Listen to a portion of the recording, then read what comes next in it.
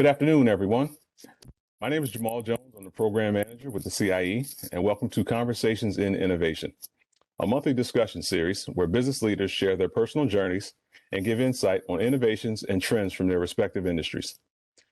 To view previous conversations, please visit our website at cie.harrisburgu.edu or search for us on YouTube.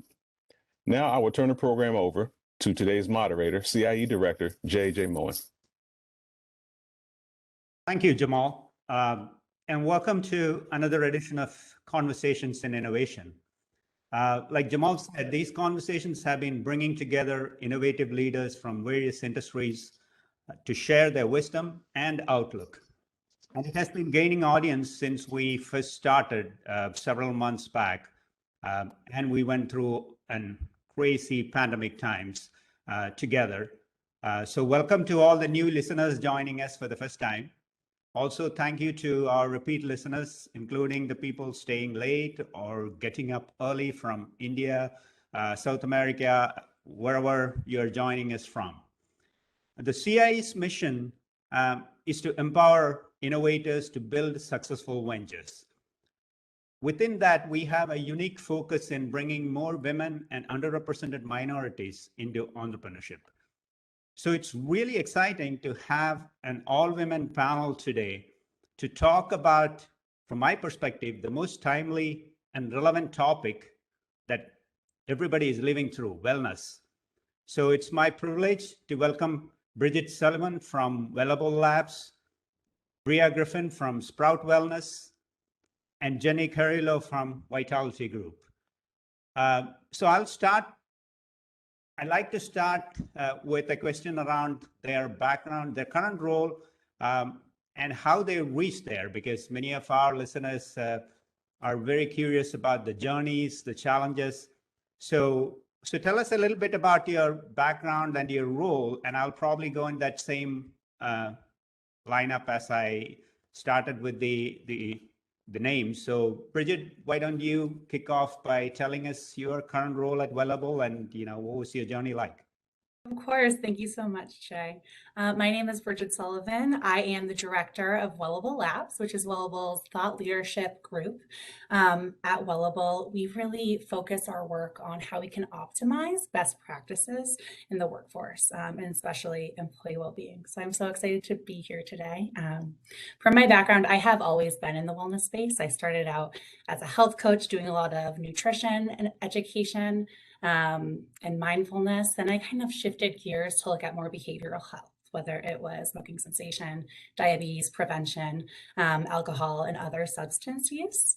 And then shifted again to look more at population health management and really kind of this full sphere of how organizational health can have an impact on individuals. I was doing that on site prior to my work at Wellable. Then I transitioned over into an account management position where I got to focus on how do we really scale these wellness programs through a tech solution. So that is my background that's kind of got me to where I am today.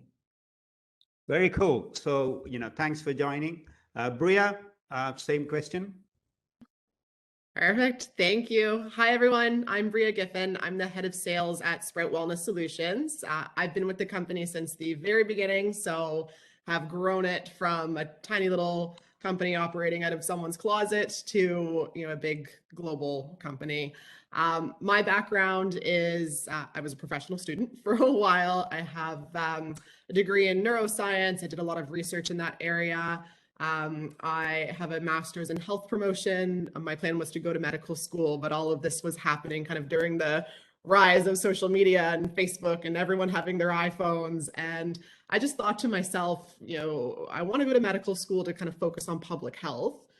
Is there a way to take technology and all of the new trends that are kind of coming of age right now to scale health and wellness and help get to people more proactively before they even enter the medical system? So interned with Sprout very early on. They hired me out of school and the rest is history.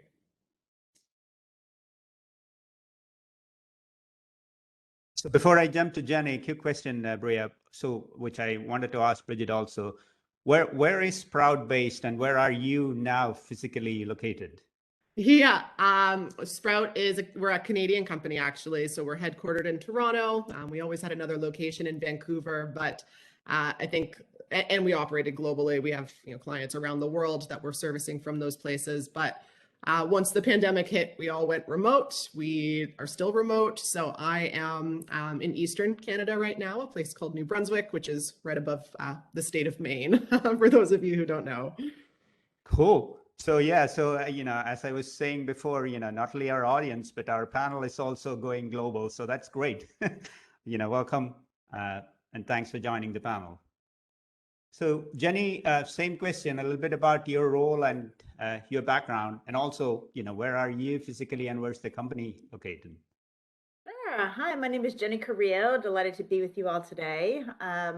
I'm actually a clinical psychologist by training. I did my PhD at Yale, and there I was studying immigrant health, actually, and studied the automaticity of social comparison. I was really thinking about how do we actually impact the disparities that we were seeing in the incidence of mental illness among immigrants, and just really thinking about moving upstream and how we can actually what we can affect actually to really help alleviate the higher incidence of mental health conditions in folks who are immigrating. So my focus very quickly became thinking about how we could actually leverage technology to think about really expanding that, recognizing that there's only so much you can do if you continue to focus on the individual in front of you in the healthcare setting, but rather thinking, how could we actually do this at a larger scale? And so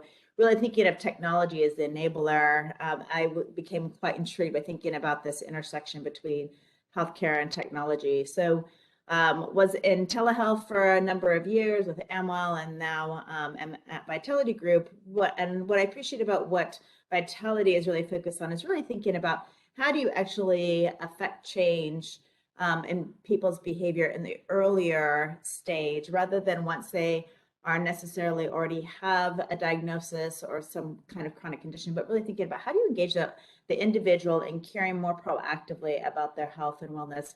And based on behavioral economics, really thinking about the opportunity to do this in a way that is leveraging both the internal and external motivation that we know can really help sustain behavior change over time, and leveraging those in a very thoughtful approach. So what I love about what I'm doing right now as the Senior Vice President of Enterprise and Health Solutions, where we are working across the nation to do this, I'm able to really bring to bear some of the learnings that I have as a clinical psychologist, and thinking about what those motivations are and how do we make those changes in a meaningful way for the folks that we're working with. So where are you based? I am based in Connecticut. I'm actually originally from California, moved out here for grad school, and I'm still here. I didn't think I was going to, but I went straight from my grad work into McKinsey, which is based here in Connecticut, and then just continued on, and still am here. Our offices, though, for Vitality Group are in Chicago. So I find myself frequently there, though we are part of a global company that is actually based in South Africa, and where we're traded on the stock exchange there in South Africa. But our global presence, we're in 33 markets across the globe. Very cool. And thanks for finding the time and joining us. Welcome. So Bridget, before I jump into the question around, the challenges faced or people or situations that kind of helped you through the career to where you are, but I also want to make sure we know where you are based and where is Wellable based. Of course. So I'm actually based in Boston, as well as our headquarters, but we're also a global solution. So we have users all over the world, which makes for a really fun dynamic. So, which follows up with my next question to all of you. So I'll start with you, Bridget. So I'm part of, the center is part of Harrisburg University. So Harrisburg is, I would consider not many people know where we are. Philly is more familiar to people. And we have a lot of, students, and the community itself has a lot of minorities, underrepresented economic challenges are there. So, people come through a different background than, most people typically come into. And we have a lot of students who are like first time from their family to colleges and all of that. So it's always, and now, we have an incredibly cool all women panel. So, I'm curious to hear what were some of the challenges that you faced from a career path, and who or what helped in your journey? Yeah, absolutely. So I would say personally, one of my biggest challenges in my career was learning this technology space. It's something that I've always been passionate about and very interested in, but it was a entirely new concept for me, working really more in one-on-one behavior change areas. What I've loved about technology is it really allows you to break down barriers and scale these solutions so that they're accessible and flexible for our users, like we talked about, that are all over the world. And it gives everyone the opportunity to really empower their own journey to well-being. But with that, this technology space was an entirely new language for me and a new understanding. And what I would say for people who are maybe in a similar position is to find groups and communities that will help educate you and networks that will support you on that. Go after opportunities that maybe don't make sense. I remember at one point in my career, I was working in a support space, figuring out how do you connect an app to a software and get those points kind of across the board and the integrations. And I learned so much from those particular projects that have really helped serve as a foundation for my career. And also seek mentors that are there to empower you and build you up, and will also spend time and dedicate their time to really helping you learn and overcome whatever those barriers that you might have are. That's very cool. And I'm hoping that all of you will in the future be part of, CIE, maybe as a mentor to some of the startup founders that are women founders in our incubator. It'll be very cool for them to connect with people like you. So thanks for sharing that. So Bria, same question, challenges and leading sales. You find more men in the leadership position in the sales. So it's really interesting again, so tell us a little bit about. I would say I'm not going to exactly repeat the last answer, but I think you made a lot of really great points that this technology area is still quite new. And so for me, with a science background, stepping into that, I would say that it was definitely one of the biggest learning curves was, what is single sign-on, and how do you like build and launch and manage a product? It's very technical focused. Engineers talk a totally different language. So same answer. I would say that was a big obstacle. Other big obstacle though, I would say was, I joined this company when we were I was employee number 3. So there was not a pipeline, there was not a marketing plan, there was barely a product, there was not money to fund things. So I think the obstacles not only were the kind of technical industry that I had entered into, but also how do I grow a business without people or money? So it's an interesting exercise in prioritization and making well-informed strategic bets. And then on the sales side, I mean, you're exactly right. It's, technology is a male-dominated industry, though that's changing. Sales is a male-dominated industry, changing a little less quickly. But yes, it's, most of the people that I'm working with are men. And I'm lucky because outside of the employees of the company, a lot of the engineers, we're actually a female-founded company. We have 2 female co-founders. So I had those mentors from the get-go when I stepped into this role, who were always very open to saying things like, if you ever feel like someone is treating you differently because you're a woman, you come to us. You are, let us know that this stuff is happening. Don't be quiet, speak up, and we'll make sure that everything is good for you. So I'd say the world is changing, but those are still going to be some obstacles that you might run into in your professional career. And my biggest advice outside of, again, not trying to copy your answer, finding those mentors, but not being afraid to speak your mind. It might be really, really scary, but even if you're just putting your hand up for a project or an opportunity that you're like, how am I going to figure this out? You'll push yourself. It's a great opportunity to learn. So always be, willing to be brave enough to put your hand up and take on things that might be a bit of a challenge for you.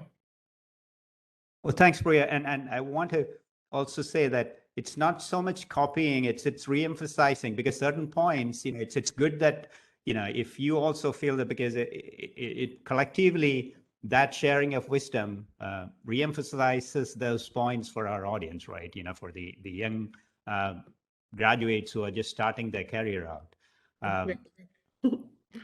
So Jenny, I'm new to the academic world, and I have to say I'm a little intimidated when people have those 3 letters at the end of their name, and I live in that world right now. But I also, for me, I have seen the academics who are more research focused versus commercial or industry focused, right? I mean, people are much focused on especially when you have a PhD. So tell us a little bit about, your transition over, and what are some of the challenges or advice you would give? Sure. So, I think one of the things that has been very valuable for me is really having that analytical training. So, where I was running a lot of very sophisticated statistical analyses, that I was able to kind of bring that mindset into the work that I was doing. It really translates well into, when you're doing any kind of business planning and you're looking at the numbers and thinking about what your forecasting is and how you can actually work to achieve things, looking at some of the industry metrics. It's useful to have those. I will say it's a very different world though, right? So one of the things that I loved in academia was sitting around in the lab and, talking about all the different ideas and really having the space to think about, what you are doing in your work and how that translates into, the next study that you're going to do, and thinking about and appreciating the contribution from the other folks in your lab. What is different, obviously, when you are in the business settings, you're actually in a different kind of time cycle, right? And so you're iterating much faster, especially in healthcare technology. And so I was definitely getting accustomed to thinking about a very kind of different kind of speed of work that you are focused on when you are in, the business sector. And so that was something that was different for me. While busy in academia, you also are doing it and you have a little bit more space to create and imagine. And that is not, what the role that I was in, that was not what I was doing. And so, just becoming a little bit more accustomed to that rapid pace and thinking about what that means. That was one of the things that was, I think, one of the challenges that I had to kind of become a little bit more comfortable with as I was making that transition. I think one of the things that has been incredibly valuable for me were a few of the mentors that I had very early on in my career that certainly provided some very astute guidance for me that I definitely took into some of the roles that I had later on. And that was, when you have that foundation where people are really invested in you and helping you think about who you are and how to refine and evolve as a leader, it really makes a huge difference. And so I remain committed to also doing that on the other side and making sure that I'm supporting new leaders and really investing in thinking about how they can also really step into their own and really allow them to grow. And the way you're going to grow oftentimes is actually through practice and given those opportunities. And so for me, that's really important that we are thinking about not only the folks who are in our organization, but also those who are not yet in the organization, and how do you continue to encourage and mentor them? So that it's a great segue into my follow-up, Bridget. So you all talked about the mentorship, the relations building, all of that. And we are all pretty much in the last 2 years or so been virtual, right? And working from home and, this whole Zoom calls. And so tell us a little bit about, what's cool about working at Wellable, and with the pandemic, how does how do you collaborate? How do you, because I come from a startup world. I did, a couple of startups, and for, all of those were, it was before the pandemic, and we thrived working together, whiteboarding, being in, started all of them out of my garage. So without direct contact and collaboration, it's very hard. And I'm trying to figure out this whole virtual world right now, even though I'm a technology startup guy. So tell us a little bit about, how you guys have made that transition, and, what's that process look like? Yeah, really great point. What's interesting is because we are a virtual solution, the truth is the scope of our work hasn't changed. So we can every employee in our company can do their work from wherever they're most comfortable. And I think that what the pandemic has done is people from our office have had the opportunity to go in still if they're comfortable. If they're not comfortable, they're still welcome to work remotely. And I think that's going to be a very fluid situation as we start to come out of this. But the one thing that I think will stay is this idea of employee flexibility and really supporting your employees to make sure that they are their most productive, their happiest, they're most able to maximize their well-being in the space in which they're working in. 9 to 5 is shifting very dramatically to say, what do you need? And when's really the best time to work for you? So I think that is a really, really positive trend that will come out of this, and something that employees have been asking for a long time. And Wellable does the same thing to really uphold that need. Something else that we've done is just made sure we've had a lot of kind of casual huddles. And I think colleagues have now become friends. They ask how you are, and they really mean it. And they want to know what's going on in your life and what barriers you're facing. And it's nice to have that as a resource. For innovation, what is interesting is I think this is something that on my team, we're still trying to figure out and learn about, because there is a lot of water cooler chat that often sparks innovation when you're in one space. So you have to go and figure out new ways to create that. And one of my teammates recently suggested that we try VR headsets to see what does that look like and what does that feel like to be in a virtual space working together. So we're going to give it a shot. And I don't know if it's the right answer, but I think a lot of being a leader in this new space is saying, how do we create new opportunities and also not be afraid of them? And it's okay to try something and say, maybe this doesn't work for us, or maybe it does. The other thing that we have shifted to is using a lot of online productivity tools, such as ClickUp, Teams, Slack, etc., and really figuring out how to maximize those solutions for our own needs. So a question popped up as you were talking, which is, the 9 to 5 is shifting, right? And so, what do you need when you shift? And, so this is something I was also thinking is, you mentioned that colleagues have become friends, but it also now people don't know where work ends and where home starts, because from home, and people just set up these Zoom calls, and sometimes from different time zones. So how is that switch? Yeah, and I think it's important to make personal boundaries to say what works best for you.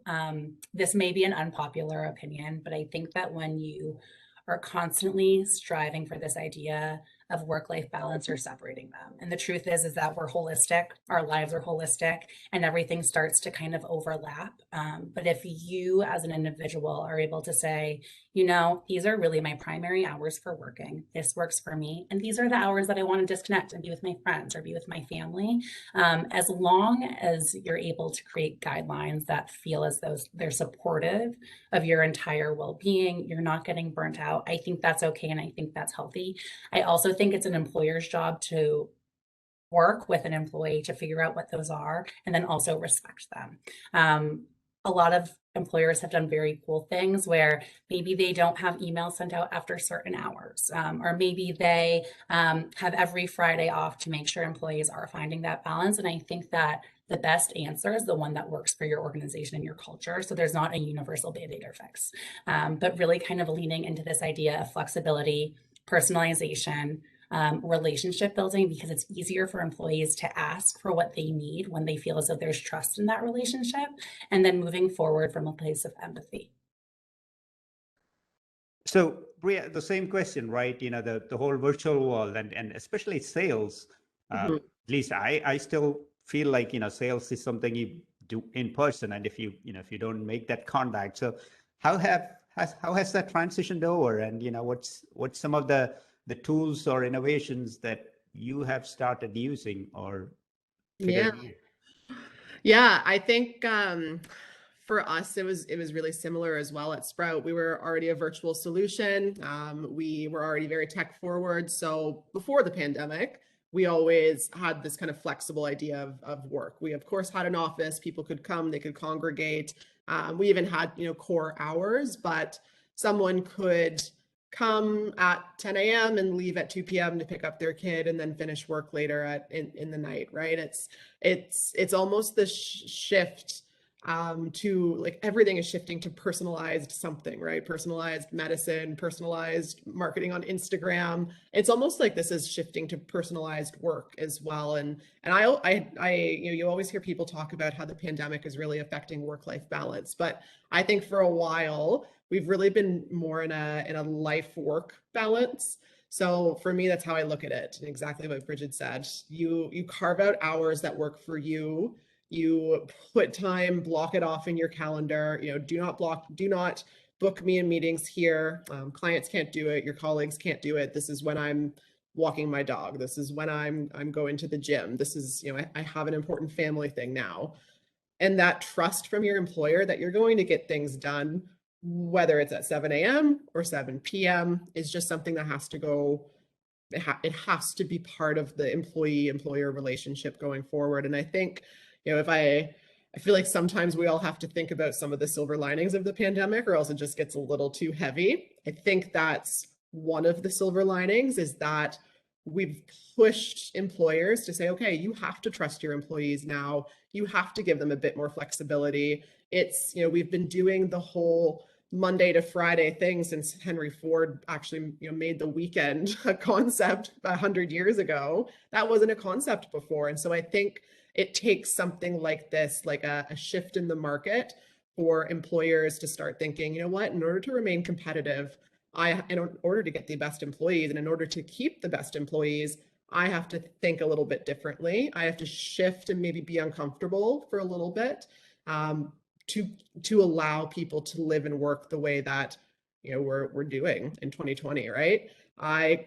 can really run most of my business from my phone on a yacht in the Mediterranean if I wanted to, really, right? Like that's the cool thing about working in the digital space. Not that I would, but you can take that with you, and with that comes the balance of maybe I don't work on a Friday, or maybe I don't work from 1 till 3 every afternoon. But because I can do it anywhere, anytime, you have that freedom, and you just have to maintain that balance. And for us too, we've always used a lot of virtual tools to help with collaboration. We use Confluence, we use Slack, we use a lot of Google Hangouts, and they've all really come a long way just in the last 20 months as well to really promote virtual collaboration. So I'll be, with my team, and our marketing and sales team work really closely together. So we're like, how do we create the demand, and then how do we, close the accounts? So we'll have these really great team brainstorms where we're like, what? I'm just going to get out the Google, I forget what it's called, like it's a pencil that you write on your screen and everyone can see what you're saying, right? So it's almost, for me, there's not a lot of difference to collaborating digitally as there was collaborating in person. Do I miss seeing people in person? Absolutely. I would love to go out and have dinner with my team and do something fun with them. But I don't think our collaboration has really, our style at least, hasn't changed too much because of the pandemic. We were kind of doing a lot of this before. So I hope to, maybe in a year or so, bring back all of you, or a few months, back for another panel. And like you said, maybe we are all in our yachts somewhere. As Jenny was, before the conversation, she was talking about the Bermuda trip and all of that. So maybe we're all, so that it would be interesting to talk about the new normal, right? So Jenny, I also want you to put on that clinical psychologist hat also a little bit, because I keep hearing, in my organization and also in the couple of organizations that I'm on the board and things like that, the conversation comes up around the mental health and, are we now, work and life and, the balance. So tell us a little bit about your firm and also how this virtual world, how do you see this? Sure. Well, absolutely. As we know, we've seen an increase in demand for mental health services. Obviously, the impact has been quite profound, whether it's from knowing people who are affected by COVID, losing someone, or the fear and angst of actually being affected personally, or the isolation that people are feeling as a result of this. So we know that this is really hitting us as a society, as a world, on so many different dimensions. One of the things that we've done at Vitality, we actually have a recharge hour that has been applied across the whole organization. So for 1 hour, we don't block meetings, and it allows everyone to recharge the way that is useful, whether that means it's a focused time so they can just get work done, there's no meetings, whether it means to go and exercise. I mean, there's so many times people come on and say, I was just exercising, I'm coming on a little sweaty, don't mind me. And there's just this understanding, this space for that, really allowing people to take that time in the way that is most important and meaningful to them, and bringing their true self to the call, and us all allowing for that space, allowing people to shut off the camera if they're just sick of being on video and feeling there's that kind of intense level of scrutiny that they've never had before by these kind of up close videos all day. So really creating that kind of space and flexibility for allowing people to manage what is most important to maintain their health and well-being. The other thing, because Vitality is really focused on this space, we have a number of tools in our toolbox that we're able to leverage for our company, and we've seen a number of our clients leverage. So for example, we have the capability for incenting social connections and social challenges that really build the rapport and the relationships internally as a team, and really helping enable those kind of connections that will hopefully foster a sense of connection despite being physically isolated and separated, but really keeping people connected and being quite creative in the ways that we're able to do that.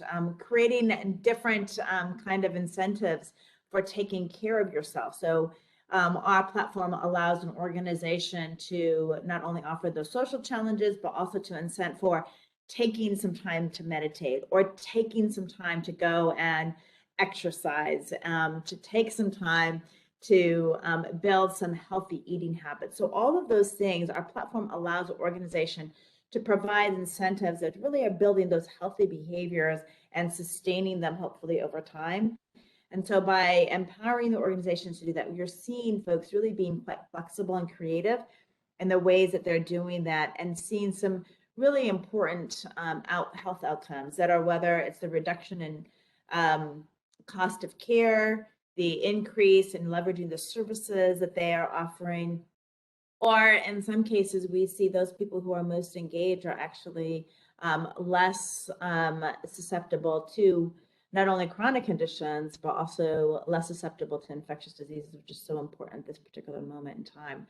So we like to be creative with our clients. We like to be creative internally with our organization and really think, what is this moment demanding of us? And how can we create programs that are most useful for really building those healthy behaviors in our team members? So that's my, you nicely segued into my follow-up, Bridget. So, my favorite topic is innovation, and that's why we, named the title Conversations in Innovation. And I, people think of innovation as like, this huge process and all of that. But for me, it's like every day people innovate. And especially, somebody like me who's had an immigrant journey from India, coming over to US, trying to understand what football is itself was, I couldn't figure it out because soccer was football for me growing up. And then, Seinfeld, the TV show was like, I couldn't, for the heck of it, for a long time, figure out what it was, because when I came as a grad student, that was the popular show. So for me, innovation is, the flexibility, the adaptability, the figuring out. And, in the wellness, we, given the pandemic and all of you are in the middle of an industry, that is probably as I mentioned in the beginning, most important. So what are some of the innovative products and services that you are seeing from your company, and also what excites you within the industry itself in general? Yeah, really great question. So I think overarchingly, what the pandemic has done is taken trends that we've seen in our industry growing slowly and expedited them through the roof. And they have sped up this journey from something that probably would have taken 5 to 10 years to really find its place in the market. And it's happened in two. So when we think about things like digital health solutions, everything that's on site has really lost its investment. We actually just wrapped our 5th annual industry trends report. And what we found is the areas that people are investing the most in is mental health. So 90% of employers are investing more in this space this year. Telemedicine with 80% investing more, stress management and resilience, mindfulness and meditation, and then COVID-19 vaccination programs. And with this, 3 of our rising stars are really correlated to mental health and providing this holistic approach and holistic opportunity. So I think that's exciting. With that, a lot of these initiatives tend to have happened in one-on-one care settings. Now we have the technology to really go and scale them and provide them digitally. So when we think about telemedicine, it's something that pre-pandemic was available and accessible, but driven by need, it is now a norm for a lot of people, and it removes a lot of barriers from their day. Or we can think about fitness classes where those were maybe happening in person, but due to concerns because COVID-19, we have seen on-demand fitness classes go through the roof, and people love them because it provides this flexibility. They can choose from a lot of different classes that work for them. They can choose the time that happens. They can do it during their self-care hour and then return back to the workplace, and it's completely fine. So I think those are some really big things that we are seeing both at Wellable with our own solution, but with the market more as a whole, and where everything is kind of going. And I think it's this idea that employees are asking for these and employers are really rising to the challenge to provide these solutions. And what's different is solutions used to be kind of a one-stop shop. What's really cool is now you can get a solution that looks at mental health, but it will provide a personalized journey for the end user. And they are in charge of that, and they get to choose what tools they want to access. They get to choose what skills they want to learn, and they get to choose the time of day when it works best for them. So I think those are kind of major areas that we're seeing growth in. And I think it's very exciting to the accessibility of helping individuals and employees really maximize their full well-being. So is your customers businesses or individuals? So we work specifically with employers. We're B2B. And with that, I would also say employers are answering the requirements that employees are setting forth, where employees expect their employers to care about their well-being. And I think that the pandemic has shown a light on without employees, organizations can't meet their bottom lines. So it truly is a strategic business decision to create a strategy that works and optimizes this space. Cool. So same question, Rhea. What are you seeing as kind of the innovations within and the products and services that you guys are bringing out, and the industry trend lines also? Yeah, so I think, again, one thing that we are seeing is the pandemic has completely accelerated all of these trends. And it's interesting if you kind of look back and you think about like the last global crisis that happened in our life being the 2008 recession. Think about how you interacted with your finances in 2008 or in 2007 rather versus today. I don't know when the last time any of you would have stepped foot in a bank is. I don't know if anyone paid for their coffee with their Apple Watch this morning. That's all of the innovation that changed and was really driven and put on steroids by the Great Recession in 2008. Now we're a decade or more later, and we're seeing how we just interact differently with the financial system. So fintech. So what I really believe is that this pandemic is going to do the same thing for health tech, or any kind of wellness or digital solution. 10 years from now, we're going to be using virtual care. Absolutely. We're going to be, have more and more wearable devices, right? All of the VR headsets are coming into play, and there's always health applications for those. The Fitbits, Garmin's, Apple Watches, they've got FDA clearance to be more medical tracking type devices, which they weren't before. So you're getting into more of this kind of like Internet of Things and this personalization that's really being driven by the data collection of these digital platforms, of these devices that we wear every day. And so that's really where we see the industry going, is using the data to drive the personalized interventions in some case, the personalized programming journeys, getting the right content to the right people at the right time.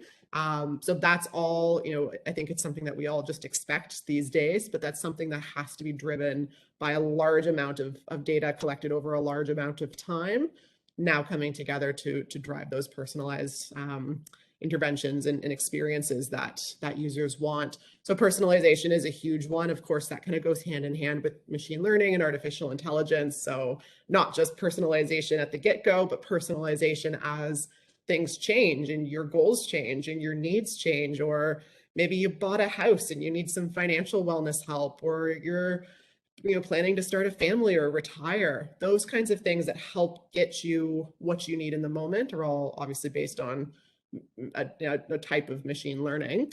So that's an area that Sprout's investing in, is the AI and ML space. But one thing that we're doing is we're actually seeing in the digital health space, there's more need than ever from companies, individuals, but there's also a consolidation of the providers in the space.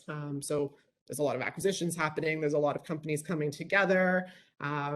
Obviously, there are some that just haven't lasted. So there's a consolidation of the providers, but a much bigger need. So what we're doing to answer that trend, because we did spend so much time in the employee well-being space, but what we found was more and more companies coming to us and saying, we already have our own platform, we already have our own technology, but we want to add wellness to our technology. We want to, be the loyalty app that incentivizes you for being healthy. We want to be the insurance company that better underwrites our policies because we can, see your health behaviors. We want to be the retailer who can better get you the health and wellness products and services that you need, because we've incorporated some sort of this, some sort of health and wellness functionality. So where Sprout actually has gone in the last year is launching what we call our Open Health API. And an API is basically just a way for other apps or other web platforms to plug our functionality into their application, so they can, like, their app or certain parts of their app are now powered by Sprout. So it's an easy, fast way for them to get to market with a health and well-being application. So that's the kind of trend that we are moving more and more towards, and seeing the demand in the market, is that companies you may never have thought want to be part of the health and wellness space want to now, and they need someone to help get them there. So the API route is really where we're focusing a lot of our efforts right now. So on the same lines, Jenny, so what's some of the innovations that you are seeing within your firm? What are some of the products and services and the industry trend lines that you are following or excited about? I think one of the most important things that we're seeing kind of in just healthcare technology writ large is really thinking about how do you actually create the kind of integrated experience that really is guiding the member or the individual to the services that are most applicable to them. And so the need for less confusion with all the various different point solutions and making them much more seamless so that people know what they have available, and then also thinking about making sure that it's delivered to them at the right care, right time. So I think that's one of the things that we're, keenly aware of, that people are trying to solve for. And we are, definitely partnering with folks to help do that, to make sure that people are definitely aware of the various different services that they have, as well as using them.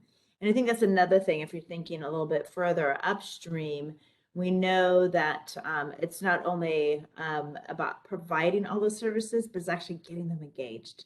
And so making sure that you are connecting with the end user in a way that is meaningful and exciting to them, so they want to become a little bit more engaged proactively in thinking about their health and wellness is absolutely critical. And so that's where we spend a lot of time innovating, as well as making sure that we're figuring out the right kind of the right patterns and pathways and incentives to make sure that you're getting them engaged early on, and then it helps you kind of be able to navigate them through to the most necessary services for them. So, this has been a, really great conversation. And I just noticed that, we're almost, just 15 minutes and out. So I want to get a couple of, macro questions, because we dived into a lot of the micro areas.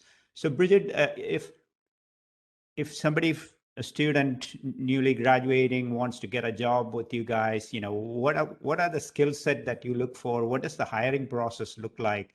And generally, what are the skills and experience somebody would need as they enter this space? Because this is a very exciting, growing industry. It is an exciting space. And what I would say for anyone looking to enter this space is Wellable specifically is always looking for culture adds.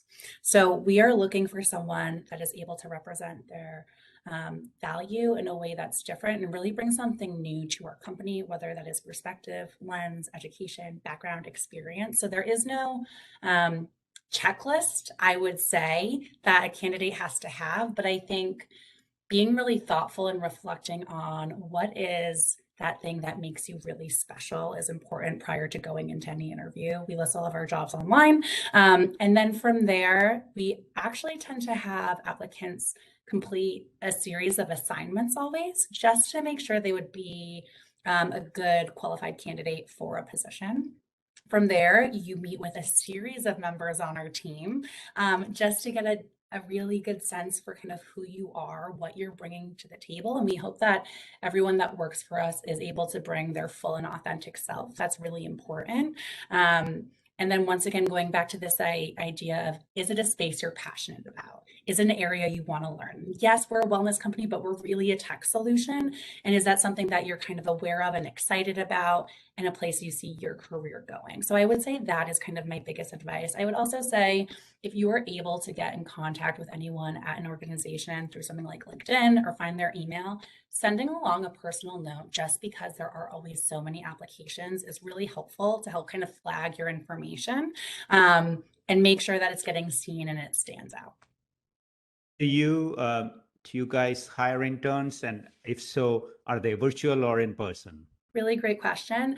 I will speak for my specific department right now. In line with Jenny, I think mentorship in this field is very important. And I actually think the wellness space, although it's growing, is still very, very hard to get into. So we do open up the opportunity for students to intern with us. We have worked with a few different organizations. And because my department is specifically research focused and looking at best practices and trends in the field, that's where an internship would lie. So it's a little bit different from other internships that may be more project or applicable focused than other opportunities. So yeah, and we never have a set number. It's more about interest, qualifications, do the outcomes of what you would be getting for experience from us align with what a person's career outcomes are, and would we provide a value in your own journey? Cool. So, pretty much the same question, Bria. Like, how do you guys hire? What are the skill set that you look for? And also, like, internship, are they virtual, in person? Yeah. So how do we hire? It varies by department, of course, but the kind of universal similarities across departments are, we're looking for people who align well with our company values. So our interview process, the initial interview process, is always strongly based on how you align with those company values. Again, we are a tech company as well, so our values are very much about innovation and being able to drive forward, and maybe not being afraid to fail, but also our values are very aligned with being part of our brand and living the life that we're helping our clients and our users live. So we look for people who are passionate about health and wellness, who embody it in their own life, who maybe have seen the repercussions of working for a company who doesn't value health and wellness. So that's kind of the initial interview process, is making sure that candidates are, of course, have the basic qualifications, but align well with our company values and our company culture. So I would say if there's a company that you're really looking to work with, values are always listed on, in their about page online. Do your research, look at those company values, think about how you align with them, think about projects you may have worked on at school or in any internship or in a past job that you had, that shows how you demonstrated value to the company using those types of values that we care about. So I think that's probably the biggest thing that I'd say. Also, I can't emphasize this enough. Really, like, not only looking at the values, but doing your research on the company. Is there any recent PR? Who are you interviewing with, and have they posted something on LinkedIn recently? I can't tell you how many times I've gone into an interview with a candidate and they barely know what our product is. So it seems like common sense, and I would think it's common sense to really research a company before you interview for a position, but it's a common misstep that I find candidates just aren't quite prepared enough for that interview. So we absolutely take interns. We take interns across most departments. Our engineering and product team, we obviously take interns from computer science type courses, computer engineering type courses, project management type courses. Our client success team, who there are account managers. We take interns from programs and backgrounds that align with the programs that we're offering our clients, right? So like, there's health promotion interns, there are kinesiology interns, there are mental health type interns. So we're looking for people who have the background knowledge in various wellness spaces, and we like to bring them on as interns as well. For marketing and sales, it's a little bit more of a grab bag. We look in sales for more of the outgoing personality, the resilience. We have strategic interview questions to assess a candidate for those types of qualities. So yeah, we absolutely take interns. I would say I don't know the ins and outs of taking interns outside of the country that we are operational in, so I'll just flag that. But yeah, an internship is really such a valuable opportunity. It's how I got this job. It's how I got to where I am today. So look for companies that you think you can grow in, that you are really passionate about their mission, their vision, their values, and just knock that interview out of the park. Cool. So Jenny, same question, right? How do you guys hire? What are the skill set you look for?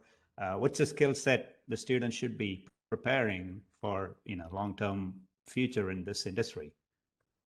Sure. Well, so we certainly take interns. I have been so impressed. I'm actually relatively new to Vitality, have been with the company for a little over 6 months now. And one of the things that has struck me is how many of our team members actually started as interns and have progressed into various different roles within the company.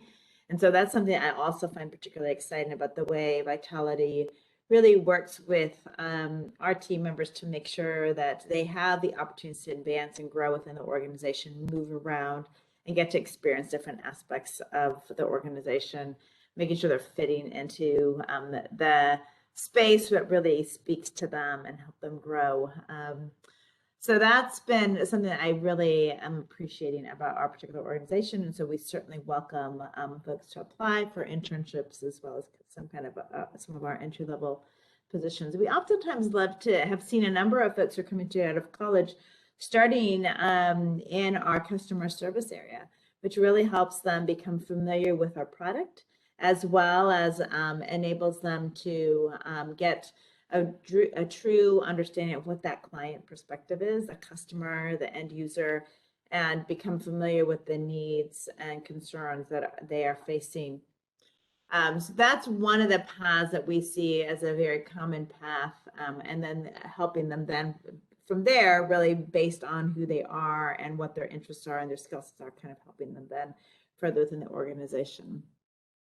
And for me, on our sales teams, I'm certainly excited to have an opportunity for those folks to really start with, I always like to say folks who are straight out of college and have played some kind of sport oftentimes are really competitive and love kind of getting out there and winning those deals. And so I know that that's kind of something that we find a wonderful profile, that they really are energized by getting those deals and closing those deals. But then at the organizational level, one of the things that is so important to us is really nurturing and keeping the culture of the organization. As a global company, I have been incredibly impressed by how we actually really do nurture that culture that was started years ago.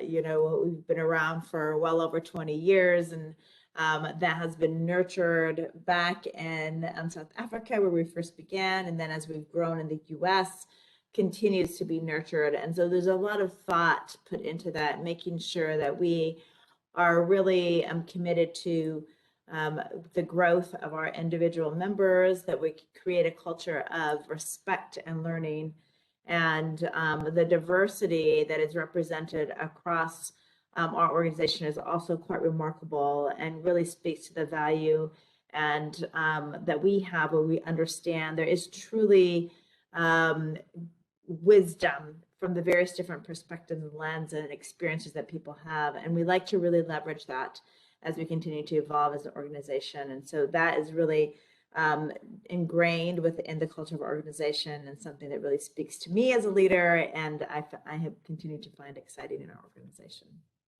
Very cool. So Jenny, Bria, Bridget, this has been a really cool conversation, and I'm sure the audience, had really a lot of insights, and I look forward to continuing these conversations outside of this, and also maybe bring all of you back in a future panel, if you guys have the time.